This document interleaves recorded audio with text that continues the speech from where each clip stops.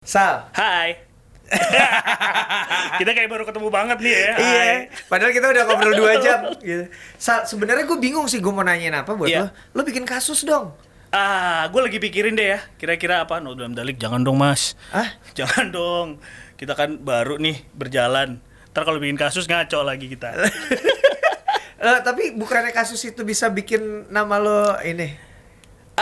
Gue takut kalau gue bikin kasus, kalau gue bikin kontroversi, gue harus bikin kontroversi lanjutan supaya mempertahankan eksistensi di sosial media. Oh, Makanya iya. gue bikin karya, supaya gue harus bikin karya lagi buat mempertahankan eksistensinya. Seperti yang tadi lo bilang ya. Yoi. Kalau lo naik karena sensasi, lo harus bikin sensasi lanjutan. Iya. Kalau bikin karya, ya bikin Tinggal karya bikin karya lanjutan. lagi, iya. Oh iya. Mungkin gue ekspertisnya bikin karya bukan bikin sensasi. Asik. Asik. Emangnya menurut lo siapa? Ada nggak musisi yang karena sensasi terus dia naik? Musik karena sensasi. Heeh. Anji. Gue mau ngomong gak enak lagi. Anji lah ya.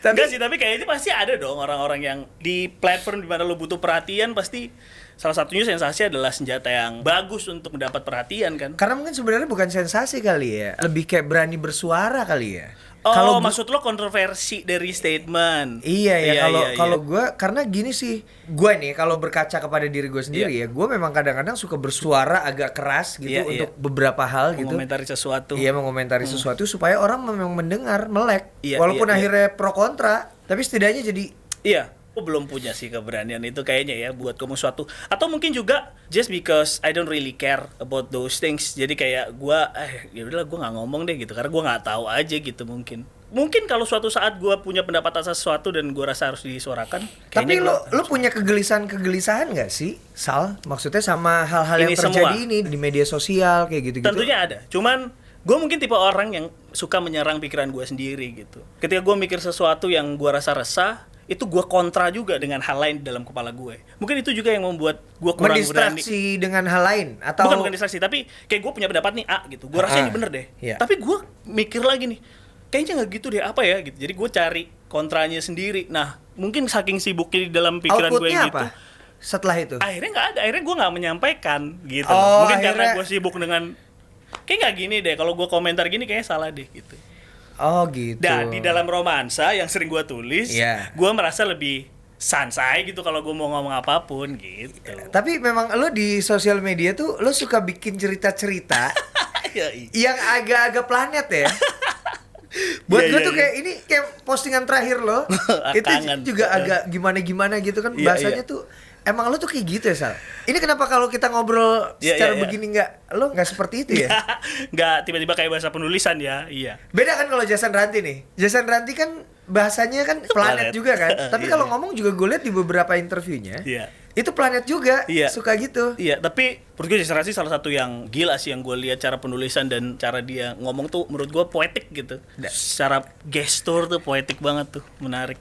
Ngomongin tentang penulisan, iya, karena proses gue menulis itu adalah gue yang lagi di kamar gitu. Dengan cahaya yang gue redupin, dengan gue nyalain lilin, gue meromantisasi keadaan, kemudian gue bisa menulis. Sehingga mungkin sebenarnya gue juga orangnya bukan yang, karena banyak orang bilang merasa bahwa gue romantis seperti dengan tulisan gue gitu. Iya. Padahal romantisme itu kan hadirnya di kepala tuh. Gue Iya. bukan orang yang tiba-tiba ngeromantisin siapa gitu misalnya. Dan pasangan gue juga romantismenya bentuknya berbeda. Maksudnya nggak kayak di tulisan. Karena itu tadi, gue merasa bahwa gue bisa liar terhadap cerita itu ya ketika dia dimiliki sama kepala gue doang. Oke. Dan terus gue tuliskan gitu. Sementara untuk ngelakuinnya, yang nggak segitunya juga gitu. Nggak segitu ya dalam bahasa sehari-hari juga ya lo tetap Iya. memakai kalimat-kalimat yang Iya, yang normal urban ya, gitu iya. ya.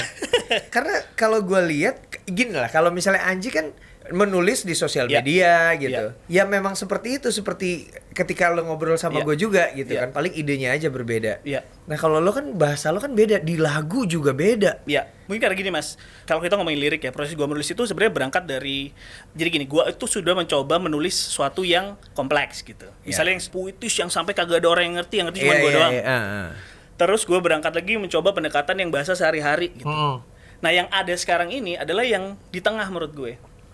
Di tengah. Di tengah, jadi gua merasa bahwa ini cukup poetik, cukup puitis, tapi gua merasa juga ini masih bahasa sehari-hari sebenarnya. Let's say misalnya, Amin paling serius. Iya. Menurut gue tidak ada kata yang planet di situ. Iya. Kita ngelihat Amin, kita ngelihat paling, dan kita ngelihat serius. Iya. Terus di combine jadi Amin paling serius gitu. Menurut gue tidak ada yang aneh. Tapi memang kata itu jarang terdengar gitu. Iya. Nah itu yang selalu gua gali gitu. Misalnya juga dengan judul album Berhati.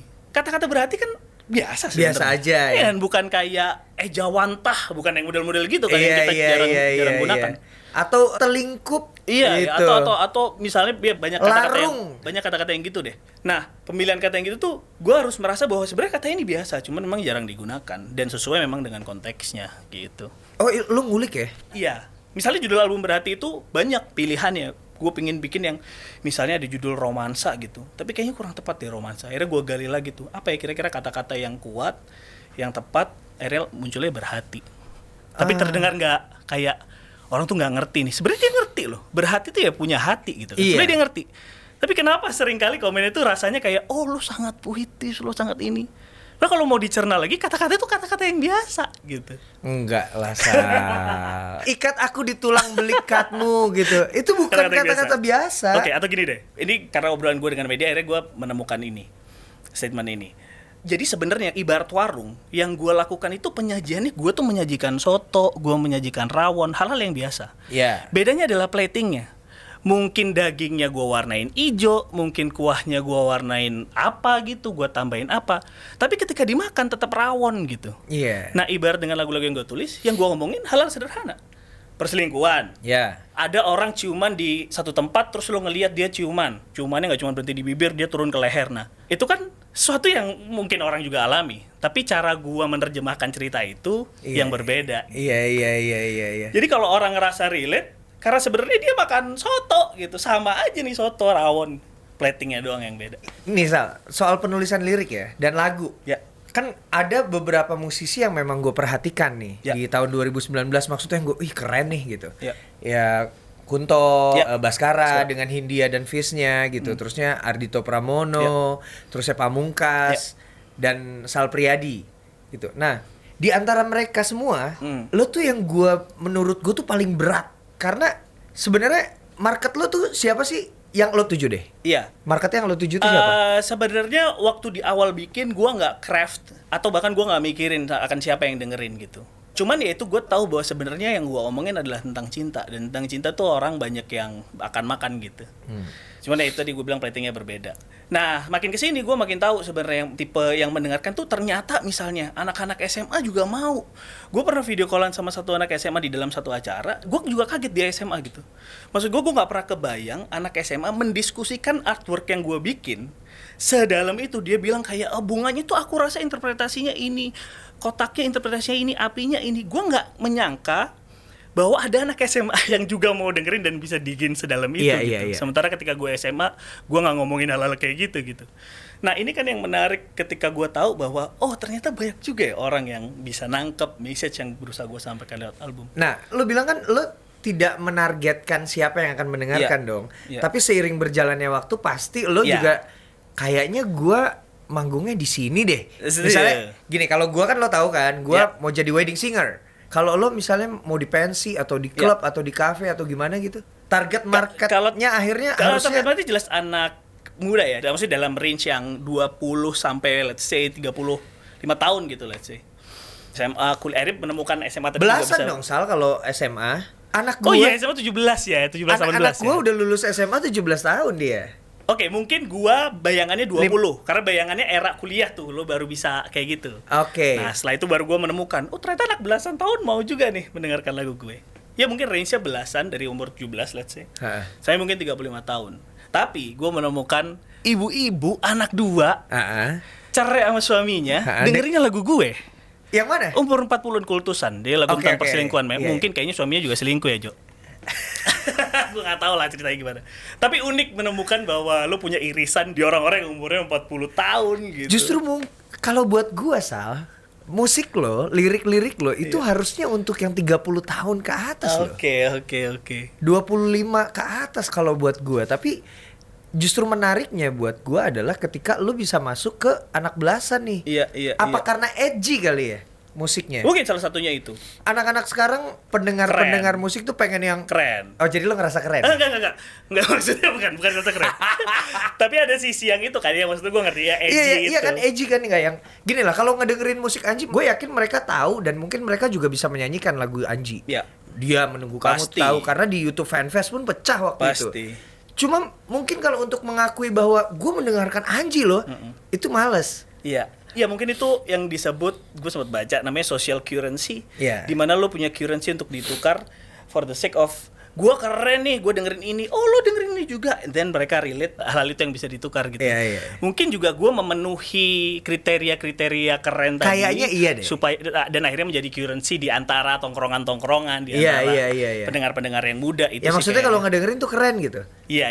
Nah kan akhirnya ketika kembali ke ya beberapa musisi yang gue perhatikan tadi, lo tuh masuk yang berat gitu. Iya. Sebenarnya awalnya tuh gimana lo memilih penulisan lirik lo dan musik lo tuh seperti itu gitu. Lo kan kayak kalau gue lihat ya lo tuh bukan musik sehari-hari gitu. Lo tuh kayak arahnya teatrikal, arahnya pertunjukan yang butuh visual, art performance gitu, bukan cuma musik. Iya. Jadi ternyata Mas setelah sekarang gitu ya, gue baru menyadari bahwa ternyata tipe pendengarnya itu berbagai macam. Nah ini yang menarik nih. Ada orang-orang yang dengerin lagunya dulu, terus mereka merasa bahwa wah, anjir gue berkelas karena mungkin gue orkestra, ada stringnya dan lain-lain. Setelah dia denger lagunya, dia suka, dia mulai baca liriknya. Setelah dia baca liriknya, ini apa sih nggak ngerti gue gitu kan? Atau ada beberapa yang oh ini mungkin maksudnya ini. Kemudian mereka menemukan kejadian hidup yang relate dengan sepertinya kayak tulisan ini tentang gue di dalam kejadian ini deh. Misalnya dia punya kisah perselingkuhan gitu. Terus dia balik lagi baca liriknya, terus baru dia kayak bam, kayak mind blown gitu. Kayak merasa bahwa anjir ternyata lu tuh ngomongin ini ya gitu. Nah, proses itu yang menurut gue menarik di antara pendengar gue. Ada proses layer-layer yang it's quite like a journey. Di mana lo ngedengerinnya tuh ya itu kayak petualangan lo denger dari lagunya dulu lo ngerasa berkelas. Atau mungkin awalnya lo merasa ini kalau dengerin Sal Priadi lo berarti lo gitu. Berkelas gitu. Setelah itu baru ini apaan sih sebenarnya gitu. Baru mereka agak dalam tuh. Setelah nemuin anjir tentang ini gitu. Jadi itu yang akhirnya gue jadi kayak anjir seru juga ya proses ketika apa yang gue bikin orang tuh mengalami proses itu gitu. Berarti kan maksudnya gue ngerasa bahwa seru juga nih pengkaryaan yang model kayak gini gitu. Ini lo akan terusin seperti itu atau gimana? Apakah lo ada rencana untuk mempermudah penulisan lo maupun kemasan musik lo atau akan terus begini? Ya, gue di dalam penulisan cukup sering men-challenge diri gue sendiri. Misalnya penggunaan kata yang nggak mungkin. Misalnya di album Berhati gitu kita ngomongin sesuatu yang dark gitu-gitu. Gue nggak mungkin melibatkan kata alien misalnya, atau dinosaurus gitu. Nah, gue tuh cukup ter-challenge dengan menggunakan kata-kata itu. Gimana kata-kata itu bisa masuk? Gimana kata-kata itu bisa masuk dengan warna gue gitu. Di dalam penulisannya gue cukup ter-challenge. Sehingga mungkin banget gue melakukan pendekatan musik yang tidak seperti Berhati hanya karena gue mau mencoba penulisan yang baru yang seperti itu. Kalau proses pembuatan lagu, Sal, lo biasanya apa? Lo nulis dulu, pasti adalah beberapa proses yang lo nulis dulu atau lo dapat nada dulu atau bahkan lo langsung nada dan lirik berbarengan gitu. Cuma pasti setiap musisi atau komposer gitu ada deh pattern yang paling sering mereka gunakan gitu. Kalau lo apa? Gue ini semua karena kebiasaan gue menulis sebenarnya. Jadi setiap kali gini nih misalnya, gue ketemu lo nih sekarang, terus tiba-tiba gue ngeliat dia gitu misalnya. Terus gue merasa bahwa kok kayaknya orang ini mikirin ini ya gitu. Terus gue karang aja tuh di rumah dengan gerak-gerik orang ini, kayaknya dia mikirin ini deh tadi. Terus gue jadikan cerita. Ngerti ya? Gue menangkap hal-hal yang kayak gitu. Lo jadiin cerita dalam bentuk tulisan? Dalam bentuk tulisan. Nah, kalau dibilang gue dari apa dulu, ya dari situ, dari proses gue menulis dulu. Sehingga kebanyakan mungkin dari lirik. Setelah itu gue humming biasanya, terus nemu nada. Yang seru adalah ini, gue nemu nada terus gue berusaha memikirkan ini tuh jadi back sound cerita gue yang mana ya gitu, yang pernah gue tuliskan. Jadi kan gue nulis dulu tuh banyak nih bangnya, terus gue nemu nada misalnya tereret gitu. Nah tereret nih kawinnya sama cerita gue yang mana ya gitu, terus baru gue utak-atik lagi tuh tulisan gue. Kawinnya emang ini, gue coba jebret. Di situ gue harus membayangkan tuh, wah di panggung gimana ya, ceritanya gimana. Jadi kayak it's like a movie di dalam kepala gitu. Setelah itu baru jadi bukan gini Sal, kalau gue juga suka menulis kan, nulis, terusnya tulisan yang ini gue coba gue bikin nadanya deh, gitu. Kalau gue kayak gitu, jadi tulisan ini gue coba ini nih dicocok nih sama yang ini. Kalau lo nggak gitu ya ternyata, lo jadi humming, setelah itu baru lo ini cocoknya sama yang mana, tulisan gue yang mana gitu ya? Ya, salah satu yang paling sering itu. Tapi pendekatan yang lo tadi lakukan, gue juga melakukan itu. Gitu. Oke. Tapi yang kayaknya yang paling sering kerasa tuh yang kayak gitu. Cerita ini, dari cerita gue ini, kira-kira kalau ada back soundnya tuh bunyinya gimana ya? Itu kepala gue main tuh. Cari nada yang kira-kira cocok dengan cerita itu tadi. Oke, kali yang gue bilang kan kayaknya lu tuh teatrikal deh. Ya. Ini cocoknya teatrikal. Lu gue lihat kemarin kayak hearing session berhati ya. Ya. Itu kan unik tuh. Ya. Lu kumpulin orang dalam satu ruangan. Ya. Lalu mereka terserah berekspresi apa aja dengan mendengarkan lagu lo. Itu berapa jam, Sal? 7 jam. 7 jam dalam satu 7 ruangan. jam dalam satu ruangan. Itu kok ada orang yang mau sih, Sal? Nah, itu dia, gue juga bingung ya. Maksudnya gini loh. Kalau di mainstream ya, Ya, di mainstream ya, musik mainstream, Ya. itu kami tuh hearing session biasanya kalau bukan sama pendengar penikmat musiknya, Ya. itu biasanya kan sama MD Ya, radio. ya. Ya hearing session ya lagu itu doang, satu Ya, gitu. ya. Lo nih dengerin satu album, Ya, 7 jam. terus mereka ngapain? Nah, itu dia yang menarik. Gue tuh berangkat dari ide sederhana karena beberapa kali gue datengin hearing session. Hearing session selalu mendengarkan lagunya, kemudian dia menceritakan tentang apa arti Apa yang lagunya, terus oke. apa yang segala macam lah. Nah, gue merasa bukan menyalahkan yang cara seperti itu ya, tapi Yeah. gue merasa bahwa kayak gue nggak bisa deh gitu. Makanya bukan gue deh kalau kayak harus menjelaskan di tempat. Karena gue mengedepankan interpretasi yang orang punya Oke, masing-masing. untuk masalah itu gue setuju karena buat gue ketika ditanya, Ji, lagunya tentang apa sih? Gue kayak, Kenapa lo gak dengerin aja dulu sih gitu? lo kenapa sih gak masukin cerita ini ke dalam hidup lo? Terus lo, menurut lo itu tentang apa interpretasinya? Jangan, Iya. kalau gue kasih tahu nih. Jadi gue waktu itu pernah bikin lagu tentang mikrofon. Iya. Tapi gue bikin seperti itu tentang sosok Tentang seseorang. sosok, ya. Kan ketika gue ceritain ini tentang mikrofon, merusak Iya, dong. iya, iya. Iya kan, makanya gue bilang, lo kenapa nggak dengerin aja sih, gitu Iya. kan. Nah, oke, balik ke lo lagi. Iya, gua rasa proses yang kayak tadi itu lahirnya rasa yang formal ya. Iya. Padahal kan menurut gua ya melihat barang seni, terus merasakan barang seni itu ketika dia berhasil menggugah rasa lo terus memunculkan sesuatu gitu. Iya, That's why iya, kita iya. sebut inspirasi ketika kita melihat sesuatu gitu Iya, kan. iya.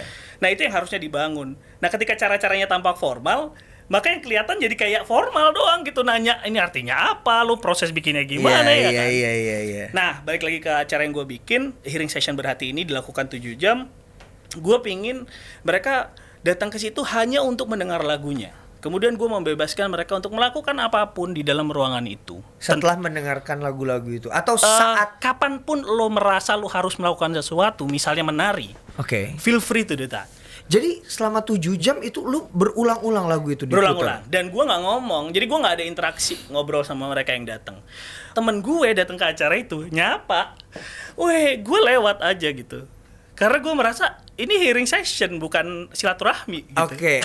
Jadi unik ketika mereka datang terus habis itu dia mau tos terus ya awkward, ada awkwardnya yang terus habis itu gue jalan aja gitu ngeluyur. Akhirnya dia tahu bahwa oh memang ini mungkin hearing session gitu. Akhirnya dia pamitnya tuh kayak dia pamitnya gitu tuh kayak terus dia cabut gitu. Maksudnya ada kejadian-kejadian Pamit gaya pandemi. kayak pandemi nggak boleh. Pamit gaya new normal. Iya tanpa sentuhan ya.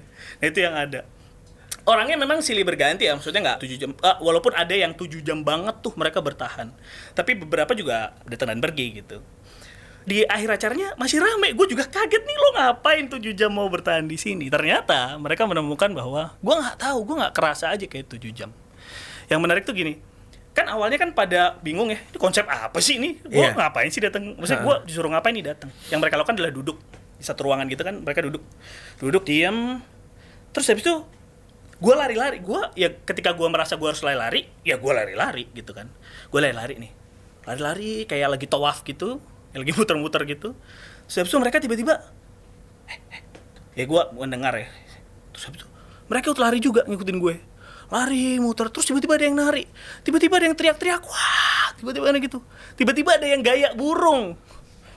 Bikin, dan mereka ada lampu kan, terus dia bikin di bayangannya dia tuh main burung gini. Teman-temannya juga. Ada yang nangis, ada yang ketawa, ada yang suasananya tuh mencekam menurut gue ya. Karena gue juga diem kan. Iya. Gue ngerasa suasana itu mencekam, tapi in a really beautiful way gitu. Lo di awal pasti lo ngomong dulu dong sama mereka. Ya. Maksudnya ini gue selama 7 jam. Iya. Enggak, nanti dulu deh. Kenapa 7 jam sih, Sal? Kenapa nggak 3 jam gitu? Tidak ada alasan yang pasti. Cuman gue ngerasa bahwa emang kayaknya durasinya agak lama deh, kalau 3 jam kayak nggak kerasa gitu. Oke. Nah, di awal lo ngomong dulu sama mereka. Itu kayaknya 3 hari sebelum ya.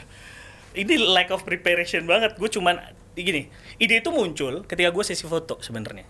Gue foto di tempat itu, di satu daerah di Blok M, di Melawai, satu studio. Gue lagi foto, terus gue bilang ke manajemen gue, nyalain lagu dong gitu. Nyalain lagu dong gitu kan sama foto. Kan itu foto buat, itu video lirik yang gue post di YouTube itu syutingnya pas itu tuh. Oh, oke. Bikin dengan lagu, terus gue bilang, kayaknya seru deh kalau kita bikin hearing session. Tapi gue nggak mau ngomong, gue mau kayak gini aja udah muter. Selama berapa lama? 7 jam. Udah muter, kita nggak tahu orang mau ngapain juga bebas gitu. Toh ini juga hearing session.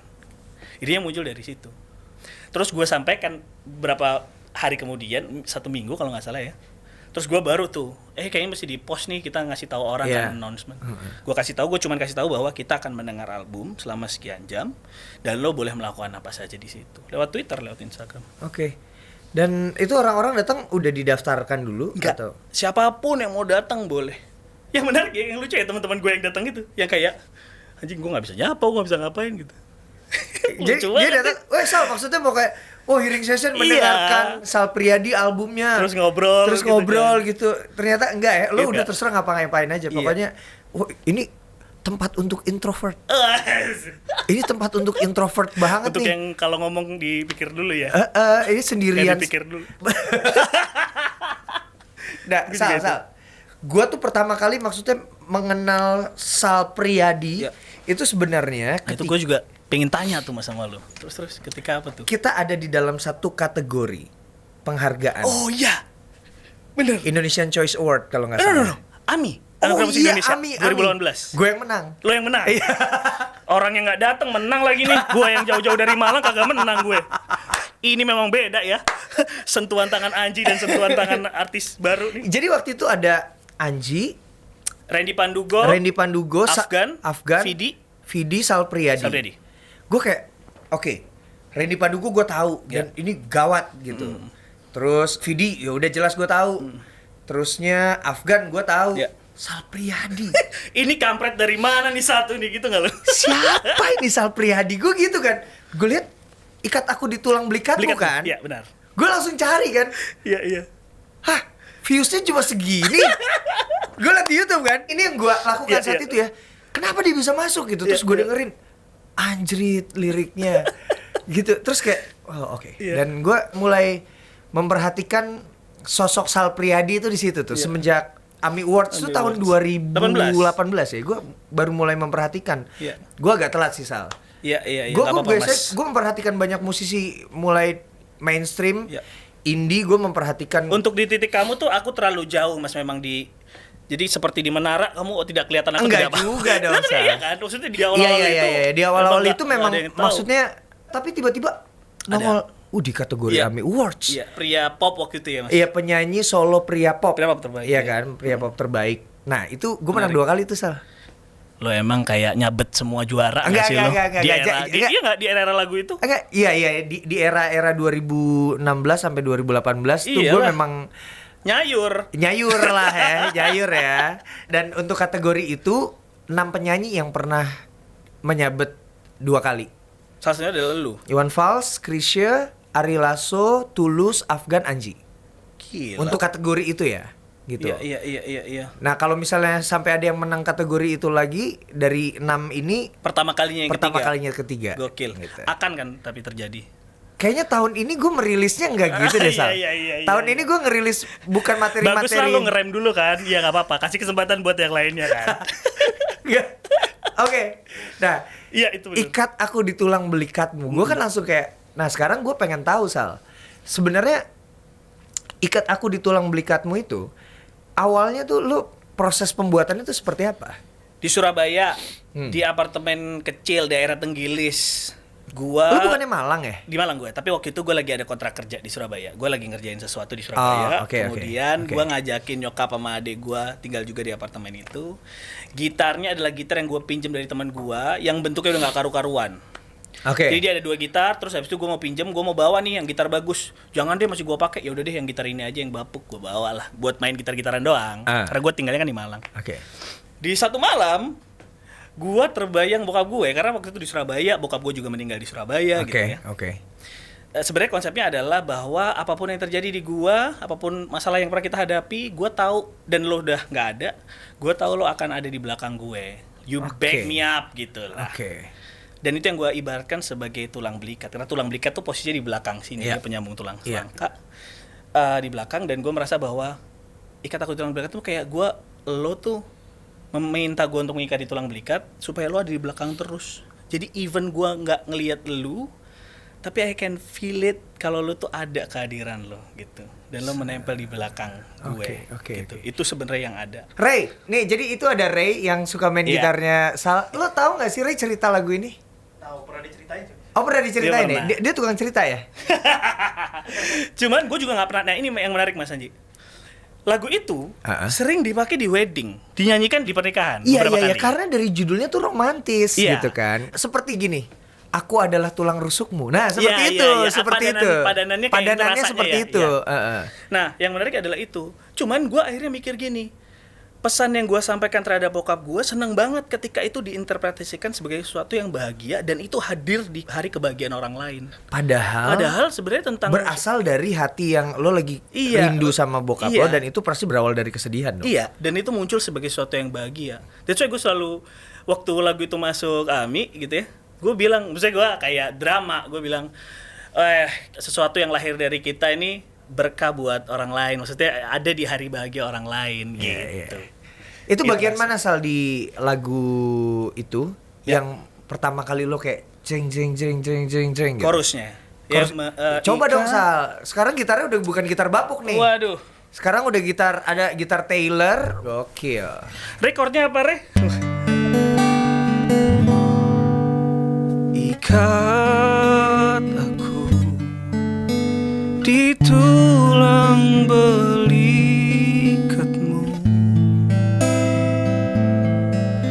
biar ku rebah dan teduh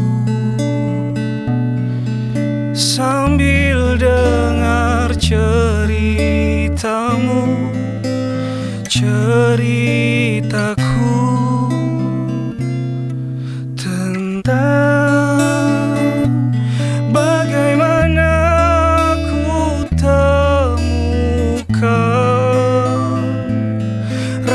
bintang di matamu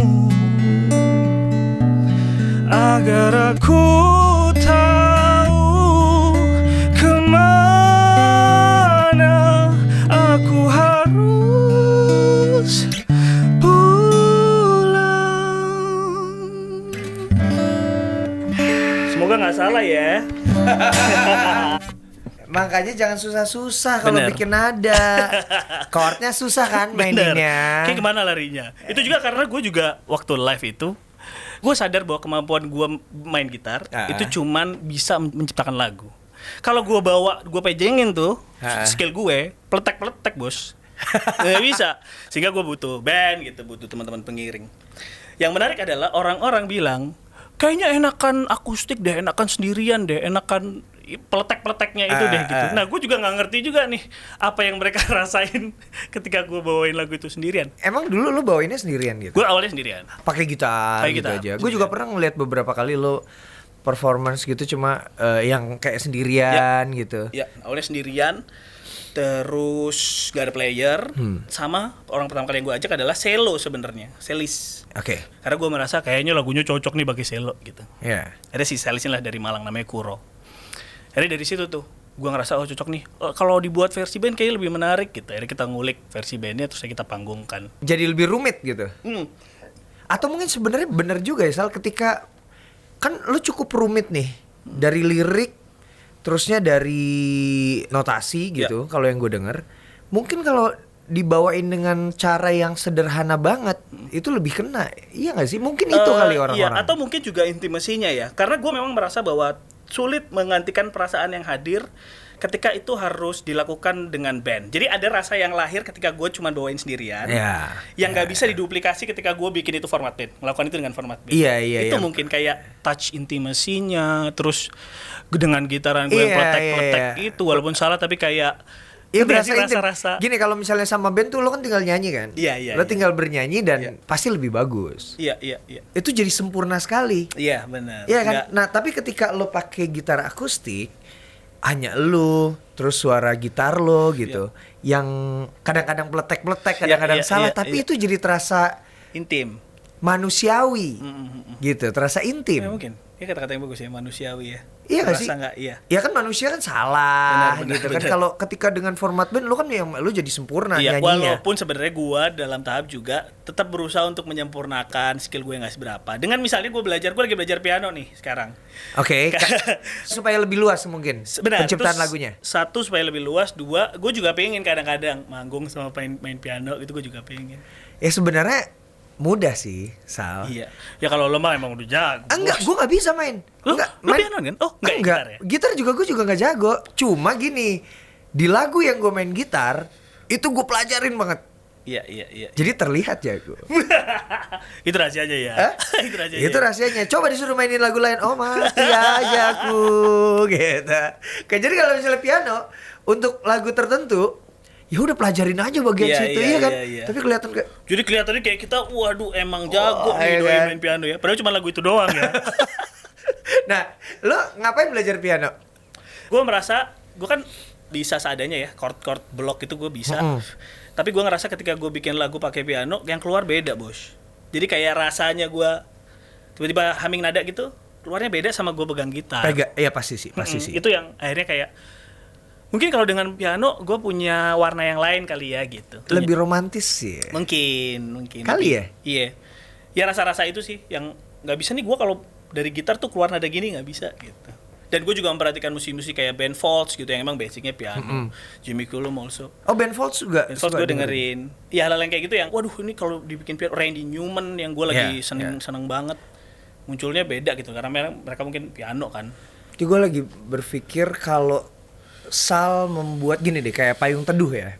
Oke, Payung Teduh kan waktu itu kan dahsyat tapi tidak mainstream. Sampai suatu hari ada lagu akad meledak sampai akhirnya kayak orang banyak tahu banget, dibawain di wedding manapun lagu akad gitu kan. Ya karena jelas-jelas ada maukah kau menjadi istriku gitu kan di liriknya.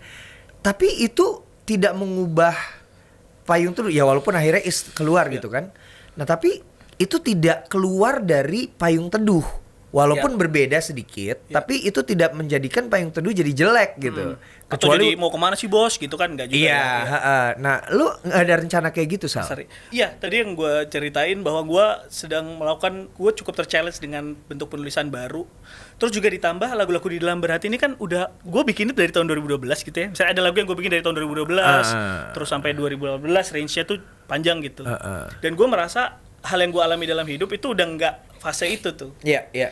Udah mulai keluar warnanya, ada misalnya biar gue menemukan pasangan gue dan lain-lain yang membuat gue jadi nggak bisa nih kalau gue terus terkungkung di dalam cara penulisan seperti berhati gitu. Oke.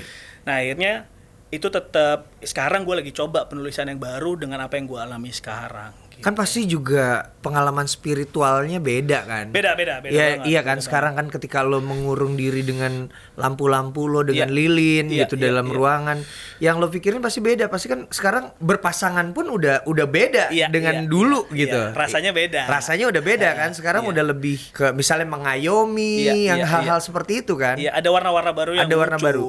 Nah, mungkin nanti Sal Priadi akan mengeluarkan sebuah lagu yang iya, gue sudah mempersiapkan dan gue akan segera rilis sebenarnya. Oh gitu. Yoi. Jadi gue akan rilis tanggal 9 Juli. Gue akan rilis lagu dengan 9 Juli. Oke. 2020 gue akan rilis dengan format yang dengan cara penulisan gue yang baru. Gitu. Oh, nggak seberat dulu nih? Nggak seberat kemarin-kemarin? Iya, ada rasa-rasa yang kayak gitu sih, yang mungkin lebih apa ya? Karena yang gue rasain adalah keriangan, yang gue rasain adalah warna-warna yang cerah gitu ya. Ini bukan album lagi berarti? Bukan. Ini akan bentuknya satu kumpulan yang ini satu ruangan sendiri yang gue bikin, bukan di dalam warna berhati. Nah, kumpulan ini yang akan terisi dengan lagu-lagu cinta yang gue tulis. Lagu-lagu cinta. Iya. Lagu-lagu cinta tuh dalam artian gini. Kalau gue mengartikan lagu-lagu cinta itu artinya yang lebih positif gitu. Iya. Temanya. Itu dia. Gua nggak akan selalu menulis sesuatu yang itu riang dan terang benderang ya. Gua juga akan tulis tentang misalnya selingkuh atau hal-hal yang menyakitkan gitu. Cuman cara bawanya tuh lain. Kalau kemarin berarti kan kayak wah. Iya. Teatrikal mulu gitu kan. Sumpek gitu kan. Marah-marah. Ya kan kalau Hindia kan kalau Baskara kan ada kan yang yang dia begini kan kalau nggak salah. Iya. Gini kan. Jo. Nah kalau lo juga kan yang maksudnya artworknya tuh yang kayak berat teatrikal, iya. gitu, teatrikal. Fotonya kan. hitam putih gitu kan, komuknya gini gitu. Iya gini banget kan yang begini kan. Iya. Nanti lo akan jauh lebih. Iya ini akan berwarna. Terus habis itu ada sisi gua yang itu yang tadi yang lo bilang. Lo nggak menemukan gua ketika lo mendengar karya gua, tapi ketika lo ketemu langsung kayak nggak sama nih, maksudnya dengan cara ngomongnya, dengan cara yang lain. Iya. Nah ada sisi-sisi yang memang gua nggak terlihat sebagai orang di dalam berhati gitu. Berarti itu etalasenya beda lah. Iya. Bukan Sal yang ini nih, bukan Sal yang ada di hadapan gua. Berhati itu seperti Sal yang di dalam kamar murung dengan semua pemikir. Nah nanti yang di karya baru yang akan rilis 9 Juli itu Sal seperti yang ini. Iya, ini adalah lebih apa bilangnya, lebih di tanah lah gitu. Oke, gue penasaran nih. Ini bakal jadi Sal yang seperti apa? Ya seperti gini-gini. Sal yang komersil? Komersil itu kan yang menilai kan bukan kita. Tapi gue sebenarnya gue tuh nggak suka Anda loh. Gimana dari orang komersil gimana? Aduh, gue males banget ya. Gue tuh kalau Anda yang dari tidak indie gimana? Iya, gue kayak kenapa sih gitu? Iya, memang arahnya gue gini lah. Gue arahnya mau jadi wedding singer. Maksud gue bikin lagu yang yang tidak mudah dipahami. Iya dong. Nah, oke, balik lagi ke single lo. Ini udah bisa dibocorin belum sih judulnya? Gue belum bisa cerita judulnya. Oke. Tapi ini akan keluar 9 Juli. 9 Juli dengan 2020. Format yang berbeda ya. Dengan format yang berbeda. Itu kalau mungkin kalau terdengar akan lebih mudah cara penulisannya ya karena itu tadi yang gue bilang. Ada fase di dalam hidup yang gue ngerasanya gue nggak ngelihat hal-hal yang mengkerut lagi nih. Gue nggak ngelihat dari tempat duduk yang kemarin gitu. Oh, lebih bahagia artinya. Lebih bahagia. Itu yang berusaha. Udah ada yang ngurusin. Asik. Makanya kan ini badan tidak bisa dikontrol berat badannya. Di era pandemi ini. Ya gitu. Nanti akan bisa kok setelah lahir anak kesekian gitu. Mulai kerasa pusingnya ya. Mulai mengkerut. Kayak gue dong. Sal. Nanti Sal akan merilis lagunya tanggal 9 Juli. Lagu barunya jadi tungguin aja akan seperti apa bentuknya. Gue juga penasaran. Dari semua karya lo, itu sepertinya yang berhasil mencuri perhatian dan cukup mencuat itu Amin Paling Serius, ya nggak sih? Benar. Di situ menggandeng Nadine Amiza gitu. Itu prosesnya gimana tuh, Sal? Iya, waktu itu satu-satunya orang yang kebayang kalau gue harus berkolaborasi siapa adalah Nadine Amiza doang, namanya yang keluar di kepala gue. Kayaknya harus emang Nadine deh gitu. Karena dia keren. No. Dia keren banget, banget. Maksudnya gue cuma ngelihat rasanya aja, makanya kayak gimana jelasinnya? Kayak feels yang gue dapat ketika gue dengerin lagu-lagunya sama penampakannya dia, itu kayaknya memancarkan energi yang gue rasa sama gitu. Oke. Dan yang paling gue lihat, yang paling gue ngerasa itu nyambung Nadine. Akhirnya kita mengusahakan sedemikian rupa. Gue waktu itu masih di Malang, Mas. Prosesnya LDR tuh. Ini di Jakarta, gue di Malang. Iya. Gue masih belum pindah. Gue bikin lagunya, gue tunjukin ke dia, akhirnya gue ke Jakarta, kita ketemuan, bener-bener seajaib itu dalam waktu 1 hari, nggak sampai lama, mungkin 2 jam gitu, kita udah ketemu kerangka lirik dan bagannya seperti apa. Ketika lo datang ke Jakarta, gue udah bawa nada. Oh, nada doang? Nada dan lirik sebenarnya, dan konsep apa yang mau diceritain. Karena Nadine kan umur berapa waktu itu? Mungkin 19. Oke. Sementara gue umur 20-an gitu. Dan gue gak mau bikin lagu cinta yang seolah-olah gue memuja anak yang umurnya gitu, ngerti gak? Jadi lebih, pinginnya lebih saling memuji satu sama lain gitu. Iya. Nah, ke atas pertimbangan itu. Cuma Nadine cukup cepet. Gue bilang, gue ada lirik ini, gue ada nada ini. Lo bebas merubah apapun. Akhirnya dia secepat itu, senatural itu kita bisa bekerja sama. Iya, memang kalau dari karya-karyanya dia juga dia ada rumpang, ada berat, ada sorai gitu. Dia berat juga ya. Iya. Yang sekarang juga gue dengerin, wow, ini menyenangkan. Ini gue suatu hari harus ngobrol juga sih sama dia. Harus, Mas, harus. Karena ya itu ada sisi ajaibnya. Kayak misalnya ada kata-kata bajingan yang dia pakai di dalam lagunya dia di album itu gitu, yang buat gua memang porsinya dan tempatnya harus di situ nih kata-kata bajingan gitu. Dan terasa indah. Judulnya Bertaut. Oh iya tahu. Bun hidup berjalan seperti bajingan. Ada kata-kata bajingan yang kayaknya porsinya harus di situ gitu, dan nggak salah gitu. Dan nggak kasar. Iya. Nah itu kan ajaibnya tuh posisi-posisi di situ. Dan ketika lo misalnya bikin lagu yang emang kata-kata aku cinta kamunya harus di situ gitu, ngerti nggak? Iya. Kalau tempat lain mungkin terdengar cheesy. Atau Dewa dengan pertama kali jreng aku jatuh cinta, langsung aku jatuh cinta, tapi porsinya di situ. Iya, gitu. padahal kalimat aku jatuh cinta tuh kayak biasa banget. Tapi ketika aku jatuh cinta, itu jadi itu kan yang ajaib. Iya. Rasa itu yang ajaib. Nah, ketika Amin paling serius, itu kan lagu duet. Lo kan nggak selalu akan bisa membawakan lagu itu. Maksudnya lo nggak bisa selalu manggung di mana-mana ngajak Nadine dong. Enggak. Nah, ketika lo membawakan itu sendiri. Itu formatnya jadi gimana? Karena gue setiap manggung ada backing vokal cewek. Nah, jadi porsinya dibawakan sama dia. Nah, lu bisa gak sih bawain lagu itu sendiri? Sendiri bisa aja. Cuman kayaknya lebih enak kalau yang main gitar tuh abang satu ini nih. Karena dia lebih jago kayaknya ya, nggak protek-protek. Ya. Oke, gue mau dengerin Amin paling serius. Kalau lo pernah bawain lagu ini sendiri nggak? Maksudnya sendirian tanpa ada vokal cewek? Kayak pernah sekali 2 kali. Pernah ya? Iya, di live Instagram gitu-gitu. Coba dong, gue pengen, berarti harus ada Ray nih. Oke, boleh nggak kita summon dia nih? Summon. Tahu gak, ini sebenarnya kalau YouTuber gini. Iya, udah nongol gitu. Lo kan jago tuh di TikTok lo kayak gitu. Enggak, udah nggak usah. Tolong editornya bikin kayak gitu ya. Iya, repot. Sekarang langsung aja ada Ray ini. Ray ini adalah gitaris yang selalu jalan sama Sal kalau manggung. Iya, dia salah satu orang pertama yang gue temui di Jakarta ya. Oh, gimana cerita? Maksudnya orang pertama yang ditemui di Jakarta? Gue kan pindah ke Jakarta tuh 1,5 tahun lalu. Terus gue punya band di Malang, tapi gue ada kerjasama di Jakarta dan gue harus pindah gitu ya untuk jalanin karir ini. Oke. Bingung cari anak band siapa ya, kanan kiri, nongkrong kanan kiri, nyari siapa-siapa. Akhirnya salah satu yang pertama kali ketemu adalah Ray. Gitu. Apa semangat yang bikin lo ngerasa harus pindah ke Jakarta selain akhirnya untuk menemukan pasangan hidup? Asik. Itu juga gak kebayang tuh. Oh iya, oke. Itu cerita lain lah. Cerita lain lah. Gue pindah ke Jakarta itu kan waktu gue di Malang, yaitu masuk AMI segala macam. Terus ada beberapa tawaran dari label, gue merasa kayak kayaknya gue kurang punya urgensi untuk pindah atau gue kayak kurang nyaman gitu loh. Oke. Akhirnya ada satu orang, kita ngobrol, terus habis itu kita sepertinya satu visi, akhirnya kita berjalan. Nah, karena kerjasama itu juga gue memberanikan diri untuk pindah ke Jakarta. Oh iya, satu lagi deh sebelum Amin paling serius dan Ray udah keburu duduk nih soalnya. Asik. Lo tuh sampai sekarang masih indie banget kan? Indie maksudnya mengerjakan. Iya, independen. Semuanya sendiri.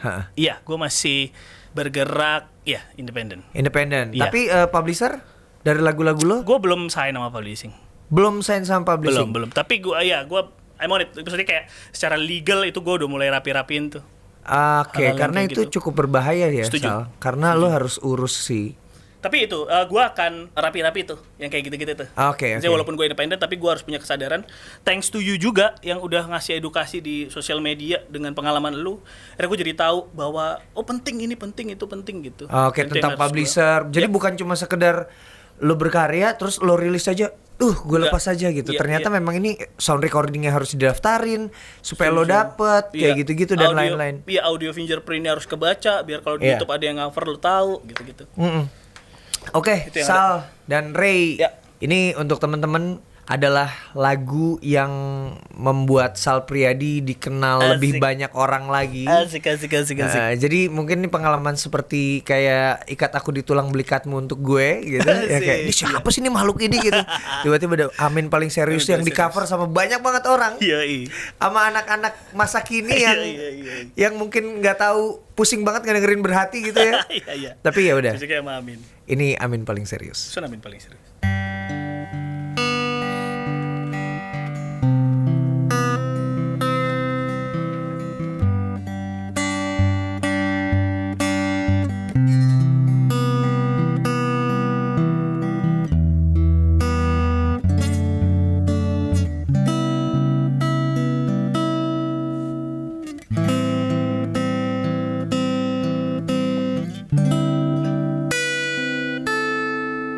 Aku tahu kamu lahir dari cantik kutu cahaya rembulan, sedang aku dari badai mara riuh yang berisik, juga banyak hal-hal yang sedih. Tapi menurut aku kamu cemerlang, mampu melahirkan bintang-bintang. Menurutku ini juga karena hebatnya badaimu, juga karena lembutnya marahmu.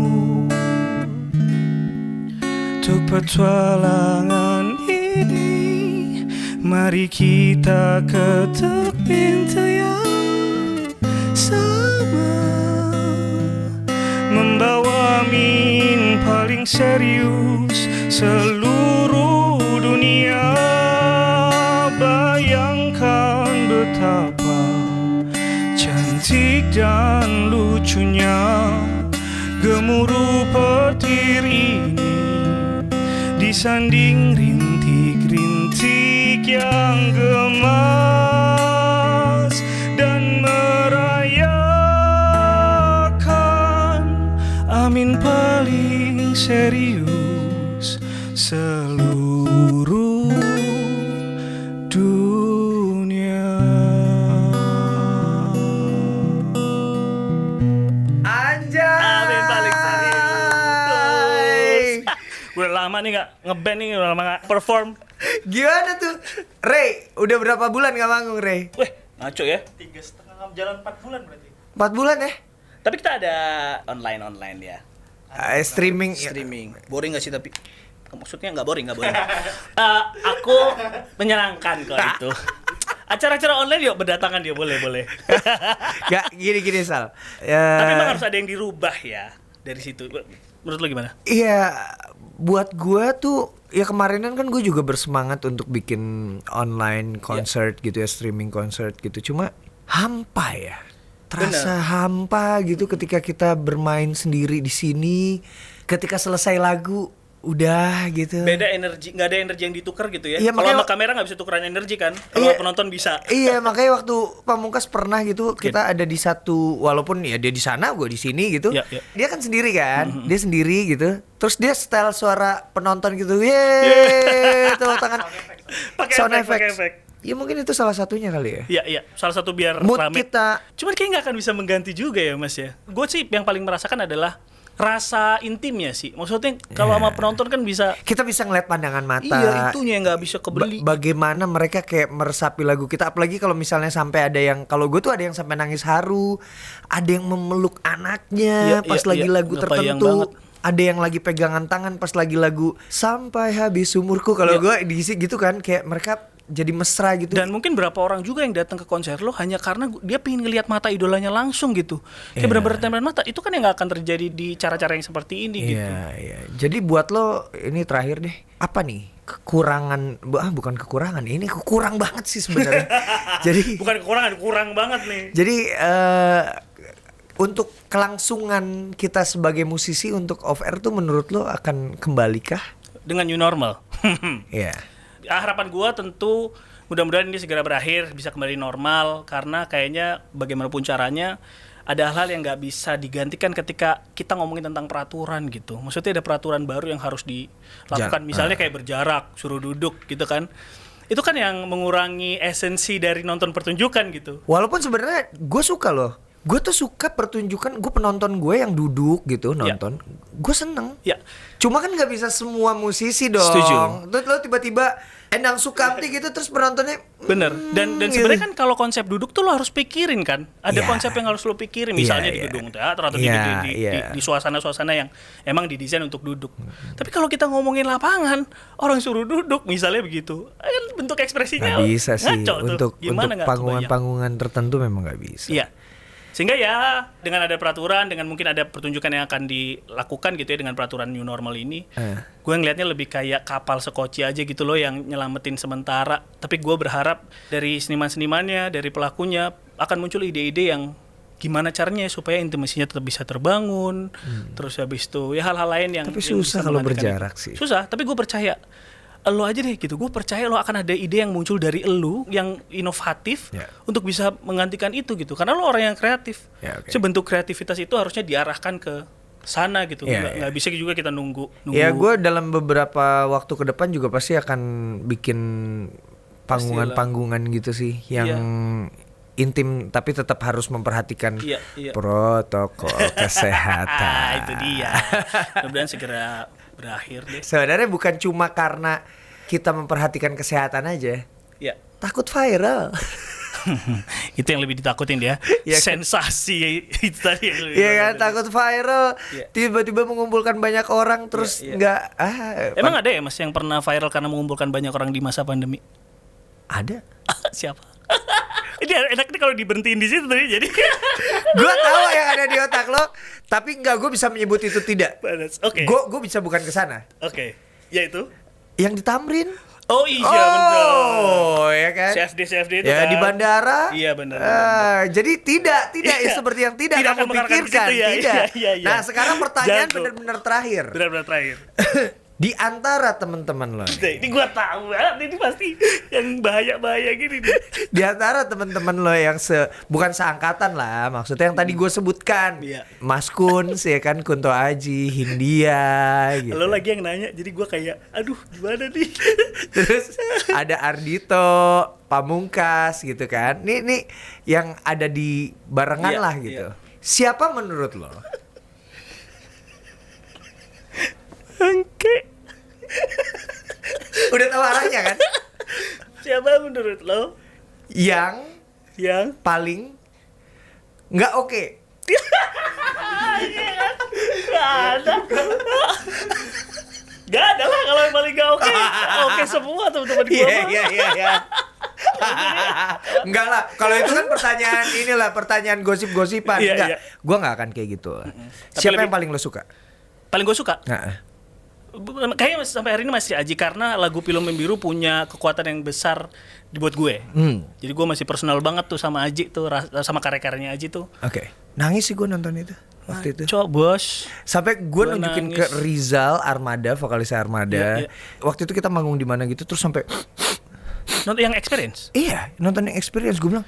Terus dia gini, anjing, Kunto Aji anjing. Gue gitu. punya kesempatan untuk ketika dia manggung, gue nangis senangis-nangisnya. Gue ke backstage, gue peluk, gue bilang thank you sudah menghadirkan lagu ini buat kita semua, gue bilang gitu. Terus habis itu Aji, iya, terus dia balik, terus dia nge-tweet. Ada teman datang, terus bilang nangis, ya pertahanan kita juga roboh juga bos, dia bilang gitu. Kayaknya dia juga terharu dengan gue datang dan Iya. Nah, ya udah, Kunto Aji, apa masukan lo buat ya? mudah-mudahan karya yang dia keluarin berikutnya kekuatannya bisa semakin besar untuk apa ya, ngomongin mental health tuh kan gak gampang ya. Yeah. Mental issues kan gak gampang, tapi pendekatan-pendekatan dia gue yakin selalu akan menarik dan selalu akan bisa dicerna. Mudah-mudahan itu sih yang gue harapkan datang dari dia. Oke. Thank you Sal udah datang ke sini. Gue terima kasih banyak Mas Anji. Ya, nanti good luck Iya. buat single barunya tanggal 9 Juli. Terima kasih banyak. Yang Terima kasih masih banyak. ditunggu, yang kayaknya formatnya baru, berbeda. Yoi, kita tunggu. Dan nanti kita ketemu ngobrol-ngobrol lagi ya. Harus. Thank you Sal. Yoi, terima kasih banyak Mas Ray, Anji. thank you Ray. Thank you Ray.